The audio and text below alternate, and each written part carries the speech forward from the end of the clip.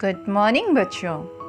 कल हमने पढ़ा मातृभाषा कि मातृभाषा क्या है। माँ तथा परिवार के अन्य सदस्यों द्वारा बोली जाने वाली जिस भाषा का बच्चे सबसे पहले प्रयोग करते हैं, जिस भाषा से बच्चों का सबसे पहले परिचय होता है, उसे ही मातृभाषा कहते हैं। ठीक, जैसे इंग्लैंड में जन्मे बच्चे का परिचय सबसे पहले अंग्रेजी भाषा से होगा, तो क्योंकि उसकी माँ उसी इंग्लिश भाषा को बोलती है।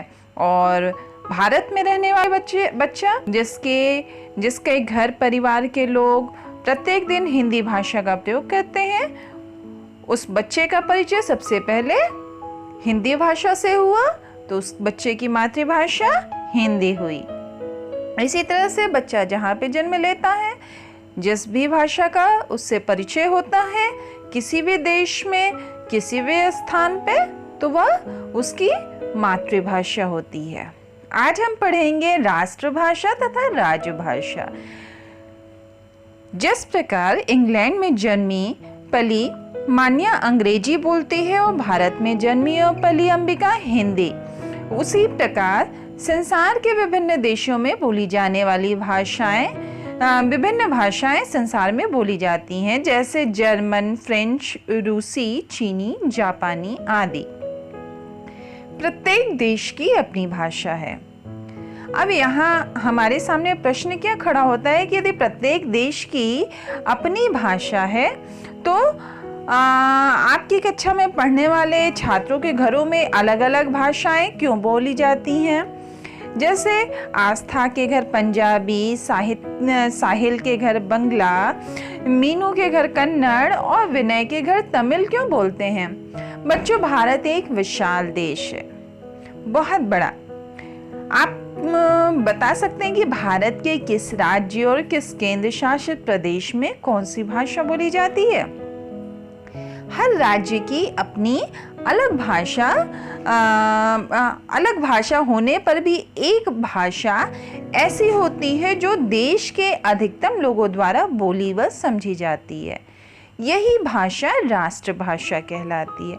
यानी कि क्या, राज्य की भाषा अलग है, परंतु राष्ट्रभाषा एक ऐसी भाषा है जिसका प्रयोग पूरे देश के लोग करते हैं, वह राष्ट्रभाषा कहलाती है।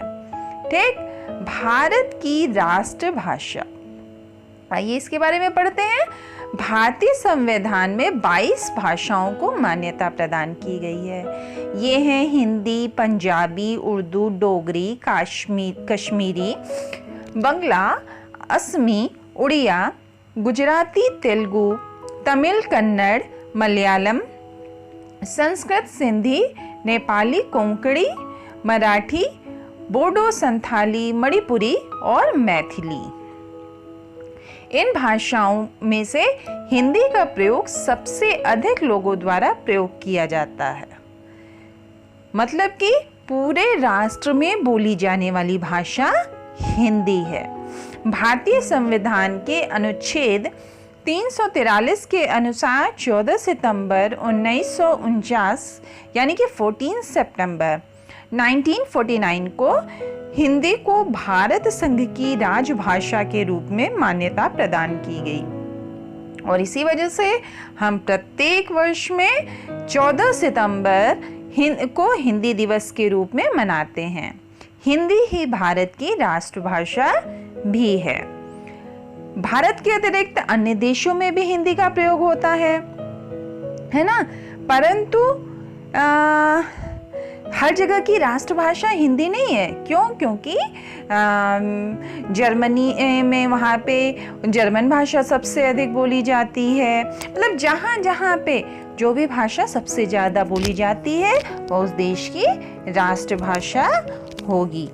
ठीक, यानी कि समझ में आया राजभाषा क्या है, राष्ट्रभाषा क्या है। सरकारी कामकाज की भाषा, उस राज्य के कामकाज की भाषा जो होती है, वह उस राज्य की भाषा यानी कि वह राजभाषा कहलाती है। राष्ट्रभाषा किसी देश के बहुतायत लोगों द्वारा प्रयोग की गई भाषा को राष्ट्रभाषा कहते हैं। ठीक, समझ में आया? अब आइए पढ़ते हैं लिपि। लिपि पता है ना क्या होती है? लिपि यानी कि भाषा के लिखित रूप के लिए जिन ध्वनि चिन्हों का प्रयोग किया जाता है उसको लिपि कहते हैं। ठीक, देखिए आपकी पुस्तक में क्या लिखा है। आपकी पुस्तक में लिपि की परिभाषा लिखा हुआ है कि किसी भी भाषा की उच्चारित ध्वनियों के लिखने के ढंग को लिपि कहते हैं। यानी कि हर भाषा, मान लीजिए हम जो हिंदी बोल रहे हैं तो हिंदी को लिखने की भाषा क्या, कौन सी लिपि में हम इसको लिख रहे हैं? इसको हम देवनागरी में लिख रहे हैं। अंग्रेजी जो है इसको हम, ये इसकी अंग्रेजी की कौन सी लिपि है? रोमन लिपि। फिर संस्कृत की देवनागरी, उर्दू की फारसी, पंजाबी की गुरुमुखी, बंगला की बांग्ला, जर्मन की रोमन और फ्रेंच की भी रोमन। तो समझ में आया? हर भाषा को लिखने का अगर लिपि अगर नहीं पता रहेगी तो आप उस भाषा का प्रयोग नहीं कर पाएंगे। अब आप जब 1 2 लिखते हैं तो 1 2 आप जानते हैं गिनती क्या है, लेकिन वो कौन सी लिपि है? वो जब आप रोमन में लिखते हैं तो वो अलग तरह से होती है। ठीक, आप वही जब हिंदी की आप हिंदी में जब गिनती का प्रयोग करते हैं तो वो अलग होता है। ठीक, तो इसीलिए हर भाषा की लिपि जो है वह अलग अलग होती है कि उस देश का वासी जो है उस या उस भाषा को जानने वाला उस लिपि का प्रयोग करके लिख सकता है। समझ में आया? आइए अब हम आगे चलते हैं और ये जो आपकी पुस्तक में जो पहले आपके जो कुछ अभ्यास सारे दिए गए हैं, आप इसको बहुत छोटे छोटे से हैं उसको आपको लिखना है। ठीक, जैसे शहर का नाम देवनागरी लिपि में यानी कि आपको हिंदी में, फिर उसको रोमन लिपि में भी आपको लिखना है। ठीक, इंग्लिश में। ठीक, जैसे मान लीजिए आपने शहर का नाम लिखा, कौन सा शहर है उसकी लिखने वो कौन सी, उसको आप देवनागरी लिपि में लिखिए और फिर रोमन लिपि में लिखिए। ठीक, आइए अब हम पढ़ते हैं व्याकरण। व्याकरण क्या है? व्याकरण तो जानते ही होंगे आप क्या है। चलिए सबसे पहले हम क्या करते हैं, आपके पुस्तक में दी गई कुछ पंक्तियों को पढ़ते हैं। क्या आपने चौराहे पर खड़े यातायात विभाग के किसी सिपाही को सड़क के नियमों को संकेत करते देखा है? इसमें क्या बात कही जा रही है? सड़क के नियम। सड़क पे चलने के कुछ नियम होते हैं ना कि हम बाएं चलेंगे, दाहिने से लोगों को अपने पीछे से जाने वालों को पास देंगे। ठीक, सड़क पे चलने के कुछ नियम होते हैं कि हरी लाइट जलेगी तब आप आगे बढ़ेंगे, लाल जब लाइट जलती है सड़क पे तो आप रुके रहेंगे। तो सब सड़क पे चलने के नियम होते हैं। ठीक, मतलब समझ में आ रहा है? नियम। अब देखिए आगे क्या लिखता है पुस्तक में। यदि हम सिपाही के संकेतों का पालन न करें तो दुर्घटना हो सकती है। यानी कि जब लाइट आपकी लाल जली हुई और आप उसमें तब भी निकल जा रहे हो क्योंकि वहाँ पे तो रुकने का संकेत है और आप तब भी चल जाओगे तो दूसरे को तो पता नहीं है आप उस नियम कि आप नियम तोड़ रहे हो और आप जाना चाहते हो, और क्या हो जाएगा? तुरंत एक्सीडेंट हो जाएगा। तो इसी प्रकार से बच्चों कुछ नियम होते हैं जिनका संकेत हमको व्याकरण से प्राप्त होता है। हमें ज्ञात होता है कि किस प्रकार शब्दों का निर्माण करना है, वाक्य रचना करते समय कौन सा शब्द कहाँ और क्यों रखना है इत्यादि। यानी कि व्याकरण वह शास्त्र है जिसके द्वारा भाषा के शुद्ध स्वरूप तथा शुद्ध प्रयोग का ज्ञान होता है। ये बात फिर से जानिए, व्याकरण वह शास्त्र है जिसके द्वारा भाषा के शुद्ध स्वरूप तथा शुद्ध प्रयोग का ज्ञान प्राप्त करते हैं। ठीक, देखिए आपकी पुस्तक में क्या परिभाषा लिखी है। आपकी पुस्तक में परिभाषा लिखी है कि व्याकरण वह शास्त्र है जो भाषा को शुद्धता से बोलना व लिखना सिखाता है। समझ में आया?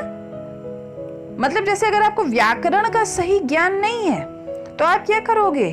आप कोई शब्द लो, जैसे कि अगर आपको व्याकरण मात्राएं लगानी नहीं आती हैं तो आप क्या होता है, दिया और दिया, दिया यानी कि दीपक, और दिया किसी को दे देना। ऐसे ही आपको इसमें क्या है, ई की मात्रा, यानी कि आपको व्याकरणिक ज्ञान आपका शुद्ध नहीं है तो क्या हो जाएगा उस जगह पे, उस जगह पे आपके नंबर कट जाएंगे। इंसान सामने वाले को ऐसा लगेगा कि आपको तो शुद्ध बोलना ही नहीं आता है। अब जैसे मान लीजिए आपको लिखना है घोड़ा, लेकिन आपको ओ की मात्रा लगानी नहीं आती है, आप ओ की मात्रा सही नहीं लगा रहे और आपने लिख दिया घड़ा। तो घड़ा अक्षर सही है लेकिन आपने एक अगर मात्रा नहीं लगाई तो क्या हो गया, घोड़ा का घड़ा, घड़ा का घोड़ा। तो इस तरह से वो गलत हो गया। अच्छा, आपने एक शब्द सुना है और, होता है ना और यानी एक्स्ट्रा, और एक होता है और यानी दिशा, उस ओर चले जाइए, यानी कि उस दिशा में चले जाइए। अगर आपने ओ और औ की मात्रा का सही ज्ञान नहीं है आपको तो क्या हो जाएगा, आपका लिखा हुआ या बोला हुआ गलत हो जाएगा। इसीलिए हमको व्याकरण को का शुद्ध रूप से प्रयोग करना आना चाहिए। ठीक, तो व्याकरण वह शास्त्र है जो भाषा को शुद्धता से बोलना और लिखना सिखाता है। अब आते हैं हम साहित्य पे। साहित्य किसे कहते हैं? प्रत्येक भाषा में ज्ञान की बातों को लिखकर आने वाली पीढ़ियों के लिए सुरक्षित रखा जाता है। ठीक, सुरक्षित रखा जाता है। इन बातों से मानव जाति का कल्याण होता है। यही संचित कोश उस भाषा का साहित्य कहलाता है। ठीक, इस वजह से हम साहित्य की क्या परिभाषा दे सकते हैं कि ज्ञान का संचित कोश ही साहित्य है। किसी भी भाषा के ज्ञान के संचित यानी इकट्ठा, कोश यानी खजाना, किसी भी भाषा के ज्ञान के संचित कोश को साहित्य कहते हैं। मूल रूप से हिंदी साहित्य में दो विधाएं मानी जाती हैं। दो विधाएं यानी कि पद्य और गद्य। अब जैसे पद्य आपकी पुस्तक में दिया गया है कि जितने भी, अब जैसे पुराने जितने भी पोएट थे, जैसे जितने भी कवि हुए, आपने नाम सुना होगा, कबीरदास का नाम सुना होगा, तुलसीदास का नाम सुना होगा, आपके घर में श्री रामचरितमानस होगी, तुलसीदास द्वारा लिखित, सूरदास ने कृष्ण भक्ति का ज्ञान किया है, मीराबाई का आपने पद्य सुना होगा, है ना। तो ये सब जितने भी लोग हैं इन्होंने पोयम लिखी है। पोयम यानी आप उसको क्या कहते हैं हिंदी में, पद्य। तो उन्होंने अपनी जितनी भी उनके अनुभव थे उन्होंने उसको पद्य में लिखकर हमको सौंप दिया। तो हम उसको तभी जानते हैं क्योंकि वह पद्य के रूप में हमारे पास उपलब्ध है। अब आपकी पुस्तक में क्या उदाहरण दिया है? आपकी पुस्तक में उदाहरण दे रहा है कि हम होंगे कामयाब, हम होंगे कामयाब, हम होंगे कामयाब एक दिन। ओह मन में है विश्वास, पूरा है विश्वास, हम होंगे कामयाब एक दिन। तो यह पोयम है, यह पद्य के रूप में हमारे साहित्य में रखी गई है, लिखी गई है। और इसका दूसरा क्या है? साहित्य का दूसरा रूप है गद्य। गद्य यानी कि क्या? गद्य यानी कि जब हम अपनी बात लय या तुक बंदी के नियमों में न बांधकर साधारण रूप से कहते हैं, बिल्कुल से साधारण रूप से सीधे सीधे, जैसा भी मैं आपसे बात कर रही हूँ, है ना, आपसे कुछ अपनी बातों को कह रही हूँ, तो यह क्या है? यह एक गद्य के रूप में है। इसमें कोई पोयम नहीं है, कोई तुकबंदी नहीं है, कोई मैं गाना नहीं गा रही हूँ। तो ये क्या है? जब आप इन बातों को लिखेंगे तो यह एक गद्य का रूप होगा। तो जो गद्य में लिखा गया रूप है, जैसे कहानी, उपन्यास, रेखा चित्र, निबंध, आप जो पत्र लिखते हैं वह पत्र, किसी की जीवनी, संस्मरण, गद्य के उदाहरण हैं। हाँ, समझ में आया?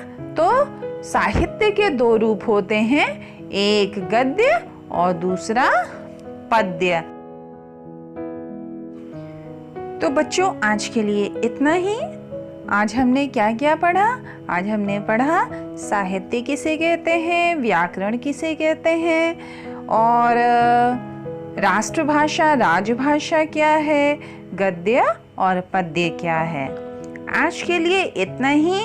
आज आपको ये सब पढ़ के याद कर लेना है और खूब पढ़ाई करनी है घर में, और स्वस्थ रहना है, सुरक्षित रहना है। हम कल महत्वपूर्ण बिंदुओं पर बात करेंगे। तब तक के लिए बाय बाय।